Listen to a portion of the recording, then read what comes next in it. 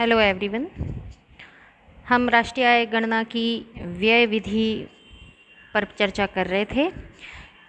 व्यय विधि से क्या तात्पर्य है और व्यय विधि से राष्ट्रीय आय की गणना के लिए क्या अवयव प्रयुक्त किए जाएंगे और साथ ही राष्ट्रीय आय गणना की विभिन्न चरण या कदम क्या होंगे, what will the steps involve in expenditure method, ये हम देख चुके हैं।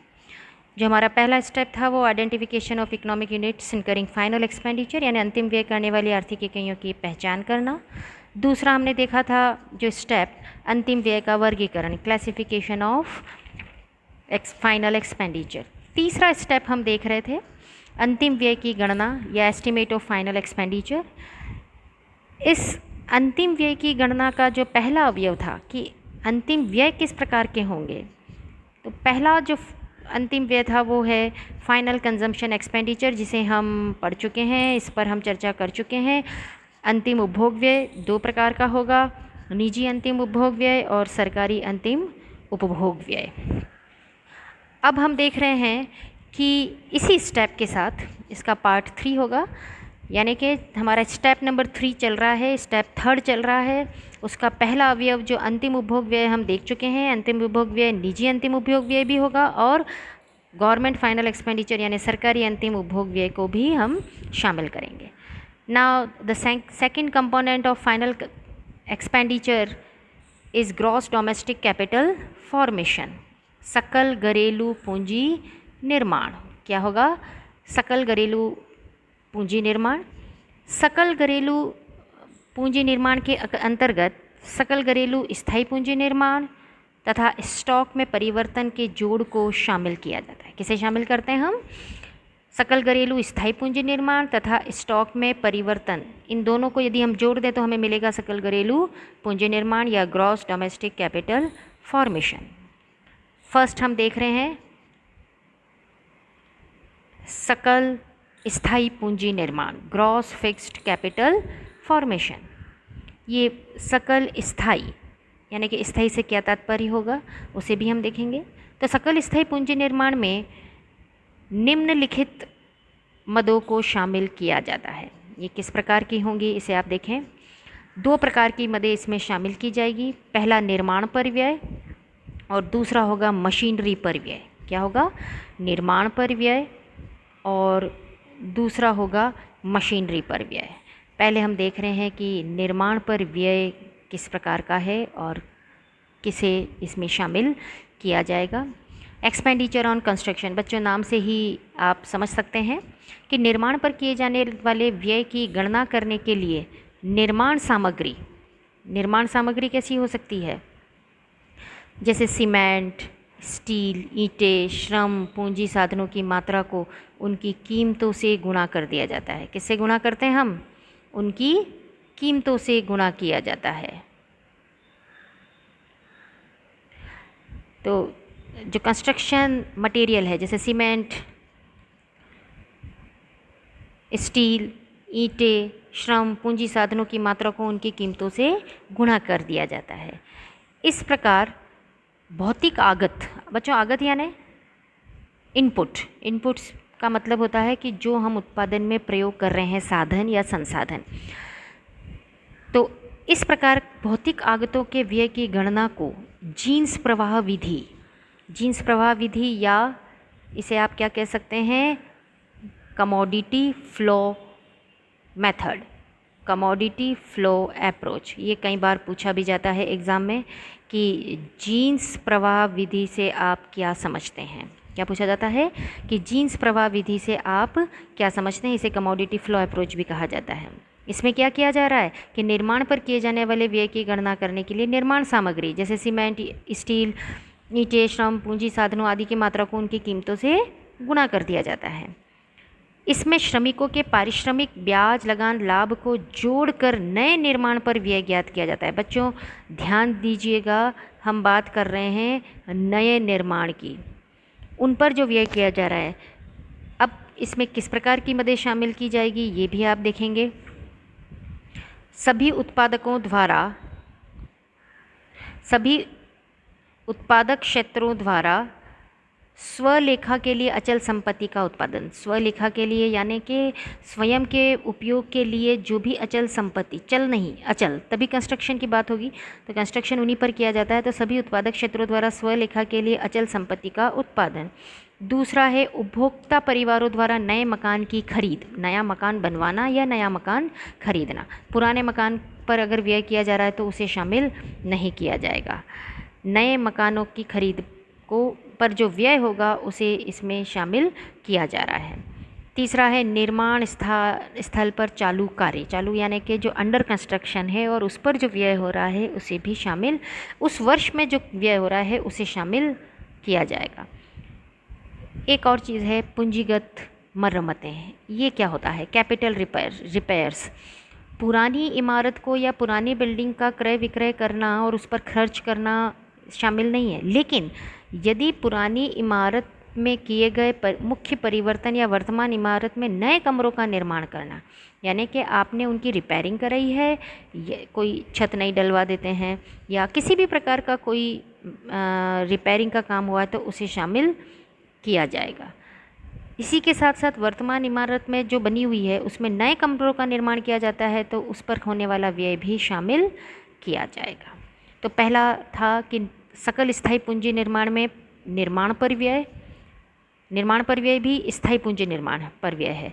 दूसरा है मशीनरी पर व्यय। किस पर व्यय है? मशीनरी पर व्यय।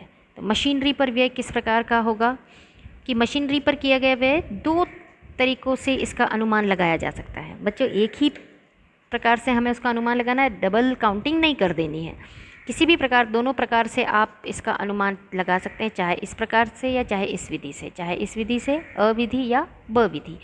अब जो आपकी पहली विधि है इसमें अंतिम बिक्री की मात्रा को बाजार में प्रचलित कीमतों से गुणा कर दिया जाता है। और दूसरा प्रकार है जींस प्रवाह विधि। कौन सी विधि है? Commodity flow approach. इस विधि के अनुसार प्रचलित कीमत में उत्पादित मशीनरी की कुल मात्रा ज्ञात करके उसे खरीदारों द्वारा दी गई कीमतों से गुणा कर दिया जाता है। इन दोनों विधियों द्वारा मशीनरी पर जो अंतिम व्यय किया जाता है उसमें स्वलेखा उत्पादन के लिए उत्पादित की गई मशीनों की कीमतों को भी जोड़ा जाता है। बच्चों आप शायद कंफ्यूज हो रहे होंगे।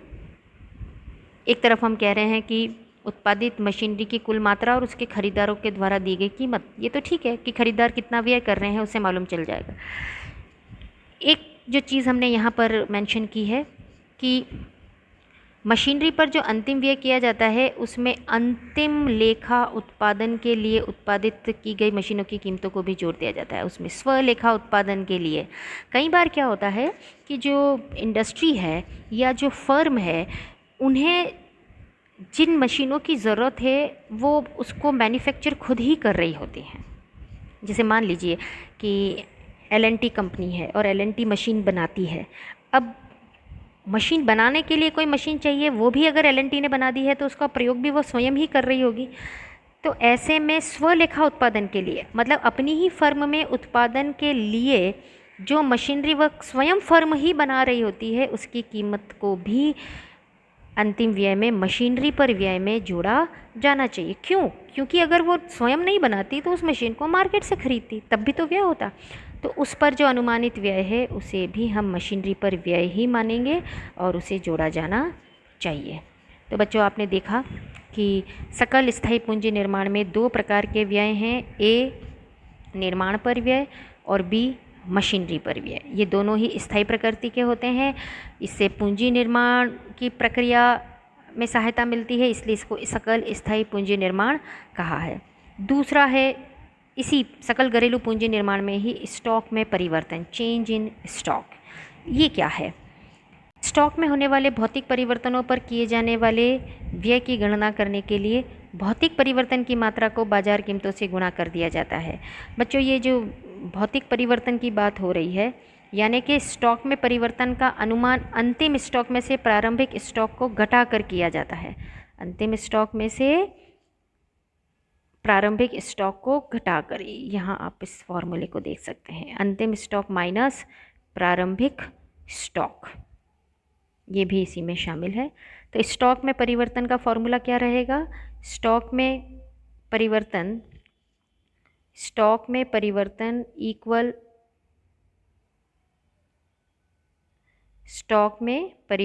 इक्वल अंतिम स्टॉक माइनस प्रारंभिक स्टॉक। यानी कि पिछले वर्ष अंतिम स्टॉक यानी आज जो चालू वर्ष है उसमें टोटल कितना स्टॉक है, और उसमें से जो इनिशियल स्टॉक है उसे हम माइनस कर देंगे।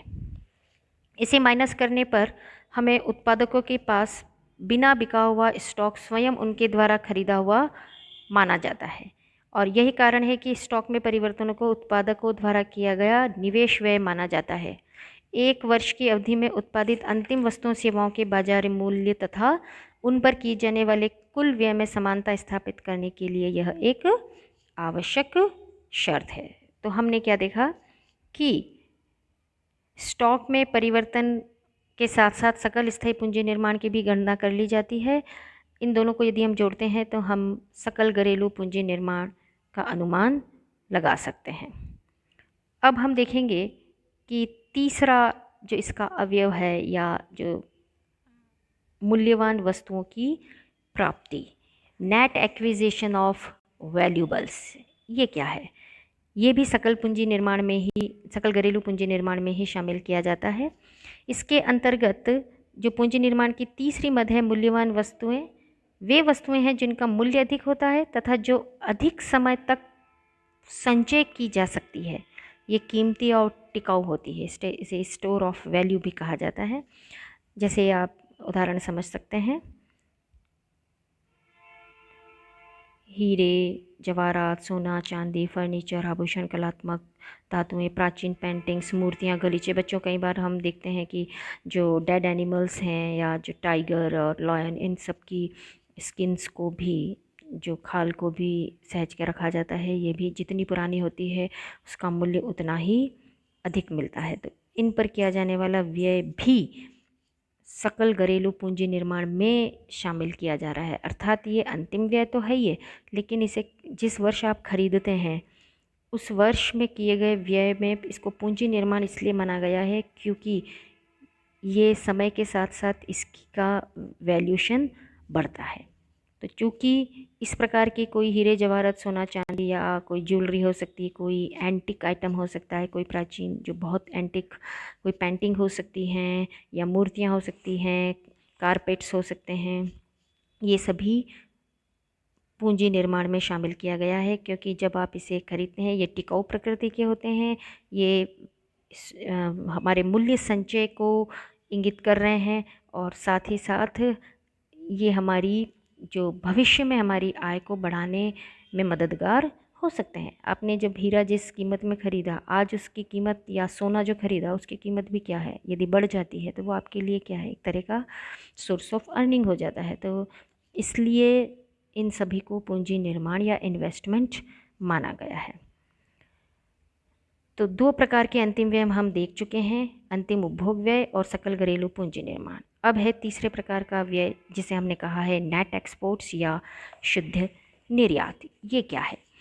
यानी कि निर्यात से तात्पर्य क्या होगा? एक देश से दूसरे देश को भेजी जाने वाली वस्तुओं तथा गैर साधन सेवाओं से है। जैसे भारत से विदेशों को सूती वस्त्र, चाय, कॉफ़ी, जवाहरात, जूट आदि कई वस्तुओं का निर्यात करते हैं। इसी प्रकार कई प्रकार की सेवाओं जैसे बैंकिंग, बीमा, जहाजरानी, पर्यटक सेवाओं आदि सेवाओं का भी निर्यात किया जाता है। अब यदि विदेशी हमारी एयर इंडिया से यात्रा करते हैं तो यह वायु सेवा का निर्यात होगा। इसी प्रकार जब विदेशी पर्यटक भारत आते हैं तो उन्हें होटल, रेलवे, संचार आदि जो कम्युनिकेशन सर्विसेज हैं, सेवाओं भारतीयों द्वारा प्रदान की जाती है, ये पर्यटक सेवाओं का निर्यात है। ये सभी निर्यात देश के घरेलू उत्पाद, डोमेस्टिक प्रोडक्शन का भाग हैं। इसी प्रकार से आयात क्या होंगे? विदेशों से वस्तुएं और सेवाएं मंगाने से है। जैसे भारत के उपभोक्ता परिवार या भारत की सरकार विदेशों में प्रत्यक्ष क्रय करे, डायरेक्ट परचेजिंग करे, या भारत के जो उद्यमी हैं, एंटरप्रेन्योर्स हैं, विदेशों से व्यापारिक माल जैसे मशीन, धातुओं आदि का आयात करते हैं।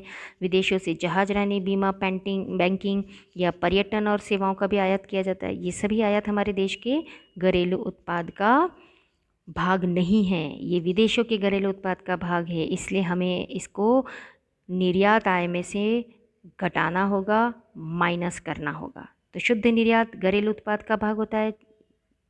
ये ऋणात्मक भी हो सकता है और धनात्मक भी हो सकता है। अब हम एक उदाहरण ये देख रहे हैं कि कई विदेशी जो अर्थशास्त्री हैं वो विदेशी निवेश की धारणा का भी प्रयोग करते हैं, यानी कि नेट एक्सपोर्ट की बजाय नेट फॉरेन इन्वेस्टमेंट के नाम से भी हम इसे जानते हैं। शुद्ध विदेशी निवेश वास्तव में शुद्ध निर्यात तथा विदेशों से शुद्ध साधन आय का जोड़ है। इसे आप इस फॉर्मूले से देख सकते हैं। शुद्ध विदेशी निवेश इक्वल टू शुद्ध निर्यात। बच्चों, शुद्ध निर्यात को किससे ज्ञात किया होगा? x माइनस एम से।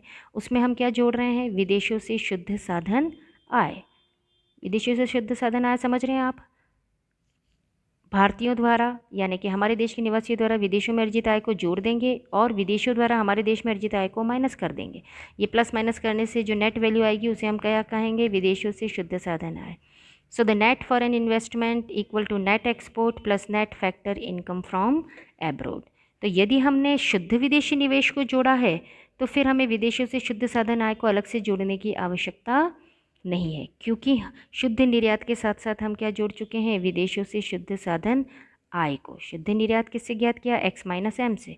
इसमें यदि विदेशों से शुद्ध साधन आय को जोड़ दें तो हमें क्या मिलेगा? शुद्ध विदेशी निवेश। तो यदि आपको किसी प्रश्न में ये दिया हुआ है शुद्ध विदेशी निवेश, तो फिर आपको अलग से विदेशों से शुद्ध साधन आय को राष्ट्रीय आय की गणना करते समय जोड़ने की आवश्यकता नहीं है। हम इसे एक और उदाहरण के द्वारा देख सकते हैं कि बाज़ार कीमत पर यदि हमने जीडीपी को मालूम करना है तो निजी अंतिम उपभोग व्यय प्लस सरकारी अंतिम उपभोग व्यय, आप देख रहे हैं निजी अंतिम उपभोग व्यय, सरकारी अंतिम उपभोग व्यय, सकल घरेलू पूंजी निर्माण और शुद्ध विदेशी निवेश। बच्चों, चूँकि शुद्ध विदेशी निवेश हम मालूम कर चुके हैं, हमें केवल अब मूल्यह्रास को घटाना है और सब्सिडी को जोड़ देना है। जीडीपी एट मार्केट प्राइस से आप एनडीपी एट मार्केट प्राइस ज्ञात कर सकते हैं और साथ ही साथ एनएनपी एट फैक्टर कॉस्ट भी ज्ञात किया जा सकता है। इसे आप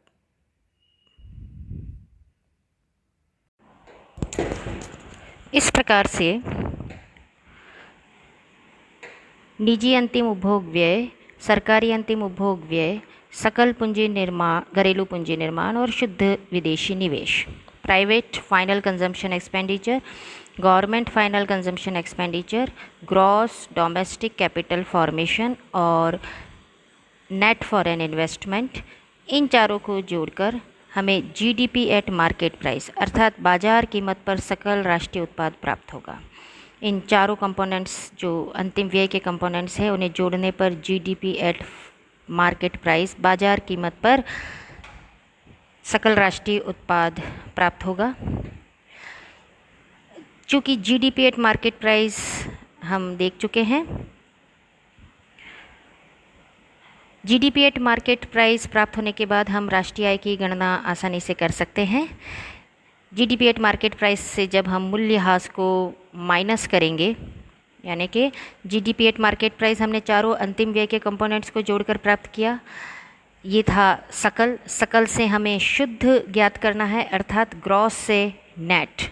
ये जो एनएनपीएट लिखा है बच्चों, ये नेट नेशनल प्रोडक्ट है। क्या है ये? Net national product at factor cost. जब हम एनएनपीएट फैक्टर कॉस्ट ज्ञात करते हैं अर्थात साधन लागत पर शुद्ध राष्ट्रीय उत्पाद ज्ञात करते हैं, उसे ही हम राष्ट्रीय आय कहेंगे। जीडीपी एट मार्केट प्राइस यानी बाजार कीमत पर सकल घरेलू उत्पाद हम अंतिम व्यय के चारों कंपोनेंट को जोड़कर प्राप्त कर चुके हैं।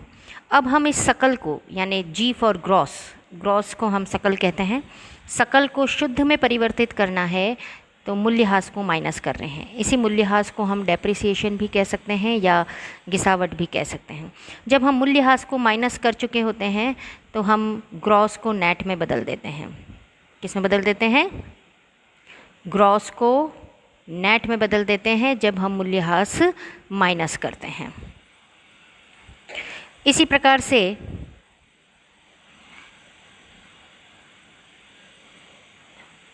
ग्रॉस को नेट में बदलने के बाद ये जो डी है, डी फॉर डोमेस्टिक यानी घरेलू से हमें क्या ज्ञात करना है? राष्ट्रीय। ये जो नेक्स्ट एन लिखा है, पहला एन था नेट के लिए शुद्ध, अब है ये नेशनल, नेट नेशनल। क्या है ये? Net national.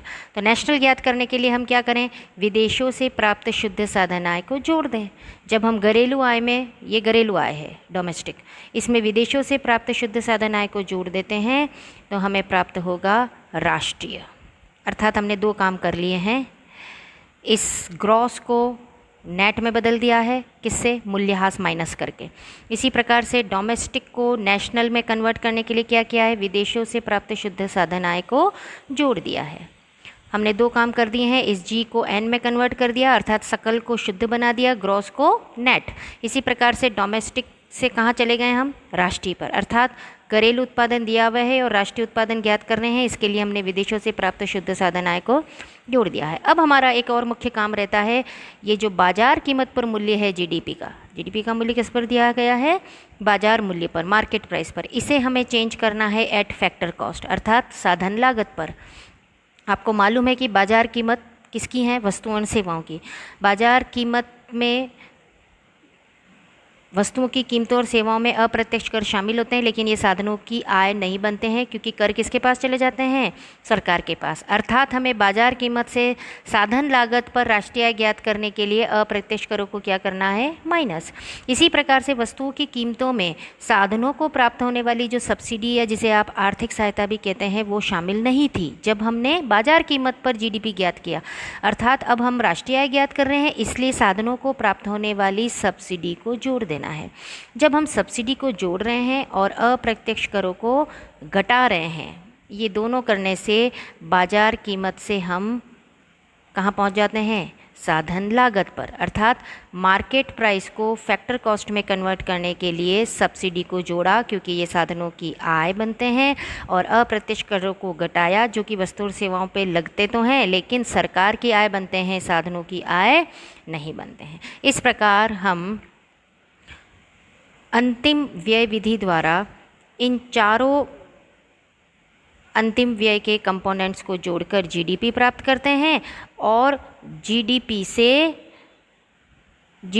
हम एनएनपी एट फैक्टर कॉस्ट, जिसे हम राष्ट्रीय आय कह रहे हैं, उसे भी ज्ञात कर सकते हैं। जीडीपी एट मार्केट प्राइस में हम मूल्यह्रास को घटाते हैं तो सकल को शुद्ध में बदल देते हैं। विदेशों से प्राप्त शुद्ध साधन आय को जोड़कर हम डोमेस्टिक प्रोडक्ट को राष्ट्रीय प्रोडक्ट में, यानी घरेलू उत्पादन को राष्ट्रीय उत्पादन में बदल देते हैं। साथ ही बाजार कीमत को हमें साधन लागत में परिवर्तित करने के लिए सब्सिडी को जोड़ना है और अप्रत्यक्ष करों को माइनस करना है। इस प्रकार हम अंतिम व्यय विधि द्वारा राष्ट्रीय आय की गणना कर सकते हैं।